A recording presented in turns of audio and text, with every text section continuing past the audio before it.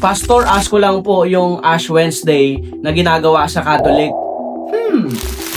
Sige, sagutin natin to. Tuwing sasapit ang Ash Wednesday, makikita natin ang maraming tao na may abo sa noo. May hugis krus, tahimik na naglalakad, seryoso ang mukha, at tila nagmumuni-muni. May ilan na nagtatanong, ano ba talaga ang Ash Wednesday? Biblical ba ito? May kapangyarihan ba ang abo? Nalilinis ba ng abo ang kasalanan? Sa dami ng tradisyon sa mundo, mahalagang itanong natin, ano ang tradisyon at ano ang katotohanan ayon sa salita ng Diyos? Ano ang Ash Wednesday at saan ito nagsimula? Ang Ash Wednesday ay nagsimula sa tradisyon ng sinaunang simbahan bilang simula ng panahon ng Lent. 40 araw ng pag-aayuno, pananalangin at pagsisisi bilang paghahanda sa pag-alala sa kamatayan at muling pagkabuhay ni Kristo. Ang abo ay simbolo ng pagsisisi, kababaang loob, pag-alala na tayo ay mortal. Genesis chapter 3 verse 19, ikaw ay alabok at sa alabok ka rin babalik. Sa lumang tipan, kapag ang tao ay nagpapakumbaba at nagsisisi, sila ay nagsusuot ng sako,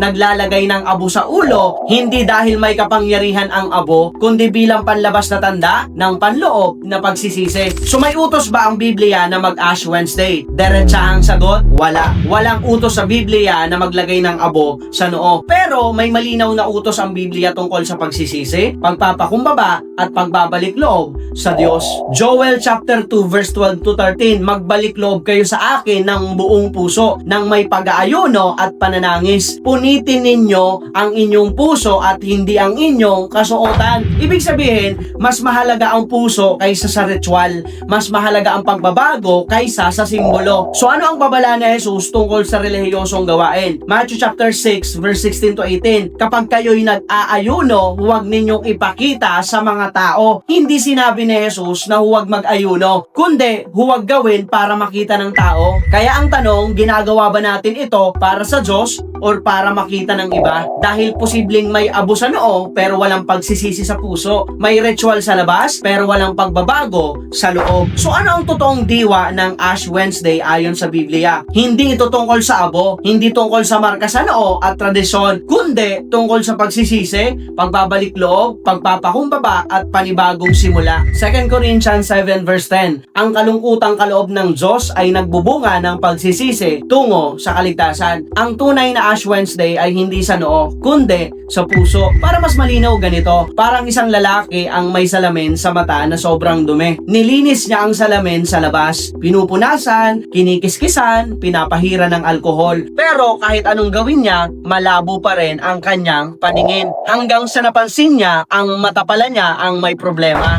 hindi ang salamin. Marami ang ganito sa spiritual. Nililinis ang panlabas, ritual, tradisyon, simbolo, pero hindi hinahayaan ang Diyos na linisin ang loob. Dahil ang kailangan ng Diyos ay hindi malinis na noo, kundi malinis na puso. So papaano ang tamang paglapit sa Diyos sa panahon ng pagsisisi? Psalm chapter 51 verse 17, ang handog ko sa inyo, O Diyos, ay isang pusong nagpapakumbaba at nagsisisi sa kanyang kasalanan. O Diyos, ito ang handog na hindi nyo tatanggihan. Hindi abo ang hinihingi ng Diyos, puso ang hinahanap niya. Kaya ang tanong ngayon, may tunay ba akong pagsisisi? May tunay ba akong pagbabalik loob? May tunay ba akong pagbabago? Dahil sa huli, darating ang araw na hindi natitingnan ng Diyos ang marka sa ating noo, kundi ang marka ng krus sa ating mga puso. Hindi niya tatanungin, nag-Ash Wednesday ka ba? Kundi, nagsisi ka ba? Nagbago ka ba? Tinanggap mo ba ang anak ko? Dahil sa dulo ng lahat ng ritual, iisa lang ang mahalaga, hindi abo sa noo, kundi dugo ni Kristo sa puso mo.